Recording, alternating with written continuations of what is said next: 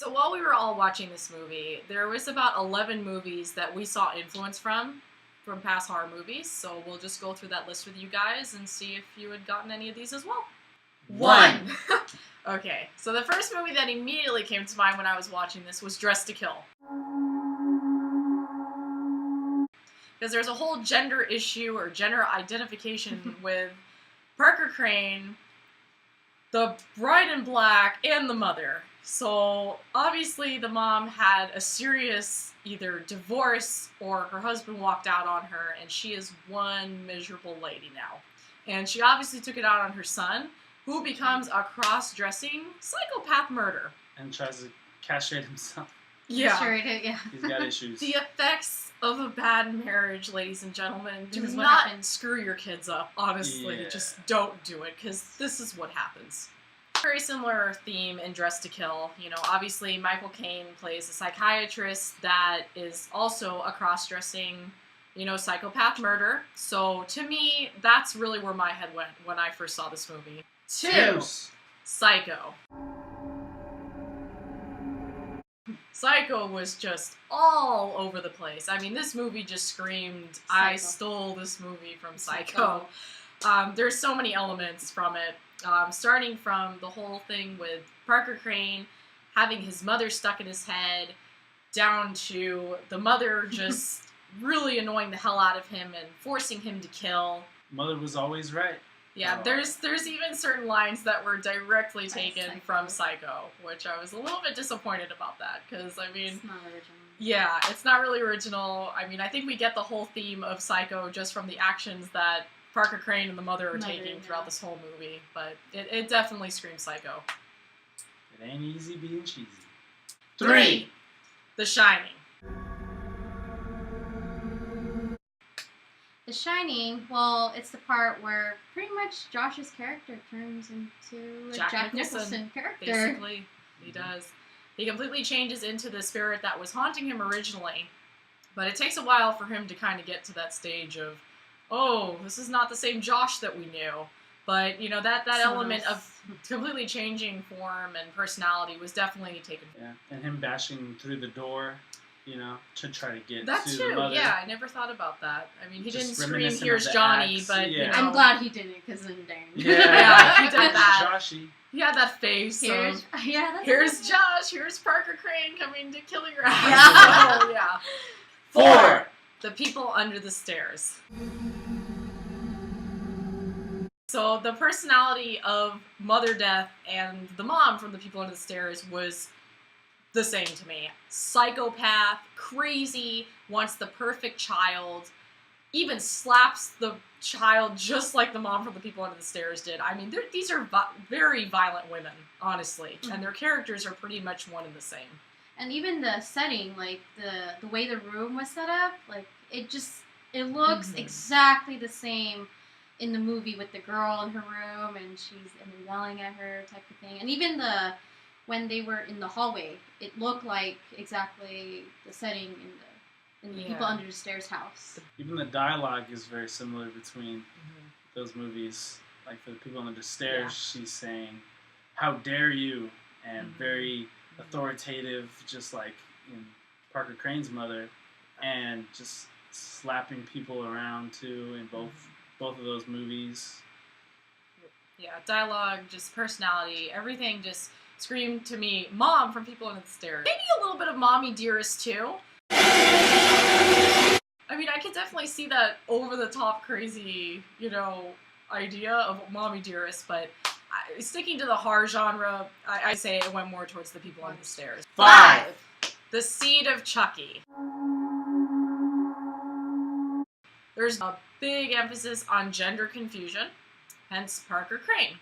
Because in The Seed of Chucky, there's this whole thing of, you know, the bride of Chucky, and Chucky saying, oh, well, I think he's a female. No, I think he's a male. So the poor child never gets to choose and just becomes confused.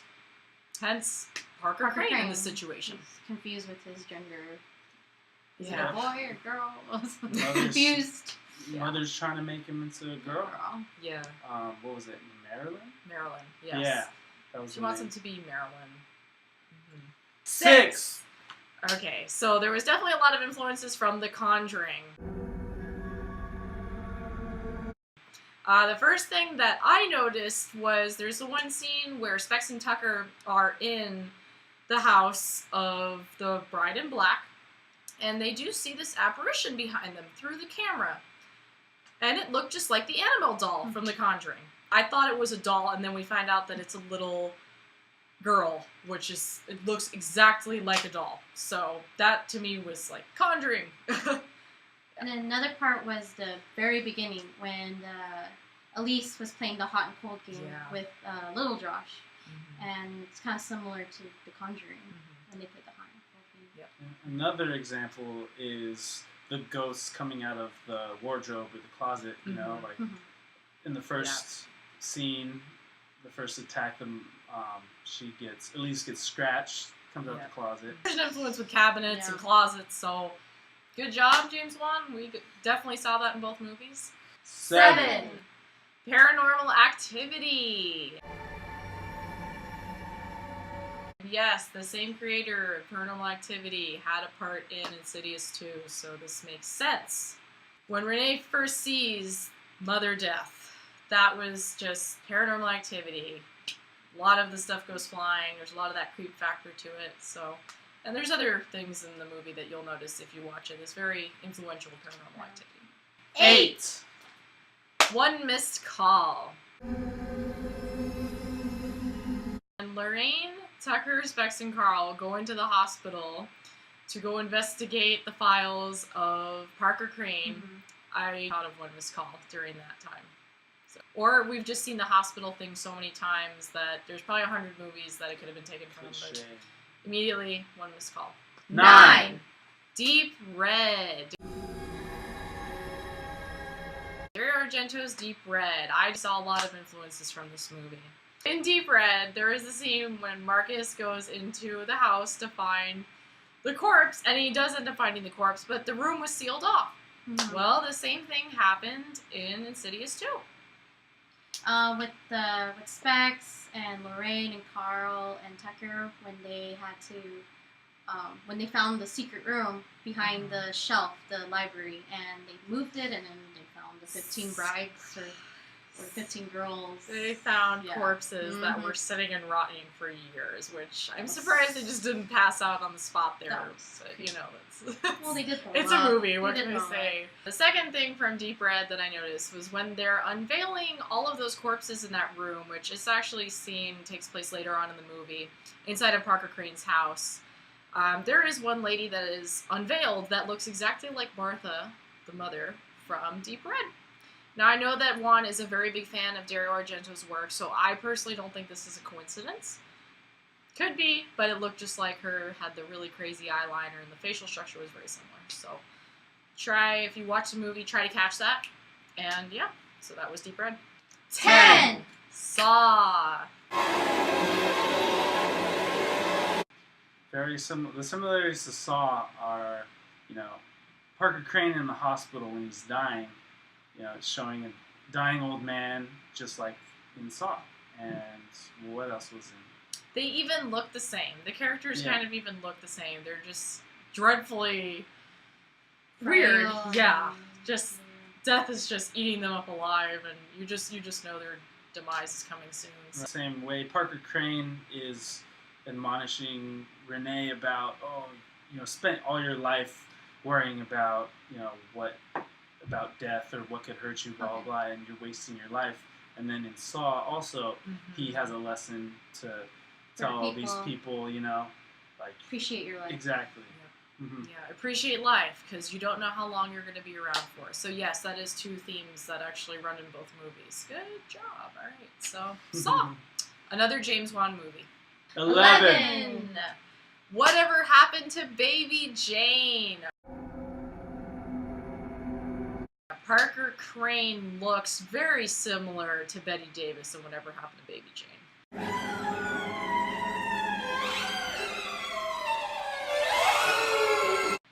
It does. He does. He really does. Especially with the red lipstick and the caked on face and the crazy eyes. It's very similar. Yeah, that be overdone overdone. eyeliner, and just there's even a scene where he's just smothering the lipstick on, and even Betty Davis does that, and they zoom into that scene, so you just know this guy is from the era of whatever happened to Baby Jane. Yeah. Well, thank you, Betty Davis, for creating that look, because a lot of the ghosts do look like you in that movie.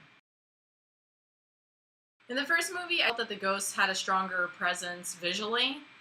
They're a lot less haunting in this one. For example, Mother Death is just more on the attractive side of a ghost. I mean, you know, the Bride in Black definitely has more of a creep factor to him. The mother, on the other hand, is just very plain for a ghost. I was expecting something a lot more scary. Maybe creepy blue eyes, and she maybe looked ugly, but I don't know. I'm a guy. I thought she looked ugly, but like she wasn't like it wasn't like horrifying though. You know, to be like, oh my god, wasn't. Yeah, she's just crazy. Yeah, crazy, like you could see her walking down the street and think she looks creepy, but I wouldn't be like afraid of her. You know. Yeah, I think that definitely took some of the fear factor out versus the first one. Most of the fear factor was just the creepiness of the ghosts and the demons in general. Yeah, she. The only scary part that she did, I guess, maybe is just slapping the crap out of people. Renee. Yeah. She did that a lot. She slapped the crap out of people. And that was more personality based, you know. It wasn't visual. So that it's still the visual aspect. I think there was a lack of visual on this movie. But if I had to do a sequel, I would have went more of the direction of explaining why. First of all, I would have kept the Bride in Black a female. I kind of like that whole mysterious Victorian look. And she is, in the first movie, very intimidating because it is a man. You know, it's got very, like, harsh features, but that's kind of cool that a woman is so, like, freakishly looking. You know, I thought that was kind of cool. Yeah, so that's a good point. I would have just had her and a backstory on a lost marriage or a man broke her heart. Yeah, some story like that. And then have the red lipstick-faced demon come in. Yeah.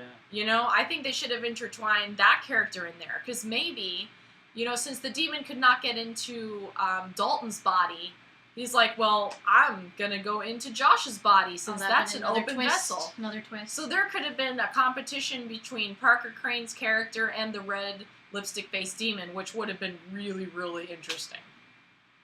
Another whole conflict. Yeah. Or possessing Elise's body in the graveyard. No, that would be ridiculous. That'd be cool, though. I don't know. Yeah. I mean, zombie Elise. Let's face it. We all want to see Elise come back. And thank God that she did come back in the second movie. Because, I mean, honestly, I think that was the light at the end of the tunnel for all of us was Elise. I know that when we went to see the movie the first time, there was a really big round of applause when Elise came back. Yep. So, we love Elise. We do. Keep her. She's awesome. Yeah. So, if there is a third, Elise, you better be showing up in the third installment. I guess the main character. Yeah. So personally, that's how I would have done a sequel. You know, I don't know about you guys, but that'd that's be pretty bad if in the third one it's like the red demon versus Elise. Like that in would the further, be really like they go at it or something. Almost like a Freddy versus Jason, but good versus evil. Elise versus the scariest demon in the further. Yes. And then somehow the youngest son is like the key to that conflict too. So he'll be somewhere in the equation. Yeah. So, I don't know. It could be taken in any direction. Who even knows if there's going to be a third one, but if there is, there's some ideas. I don't know. James Wan, if you're watching this. Yeah. Yeah. Thanks for watching. Have a scary night. And if you haven't seen Insidious 2, go and see it. Support James Wan. Yes. He's amazing. It's just cool to even see a sequel like this being done.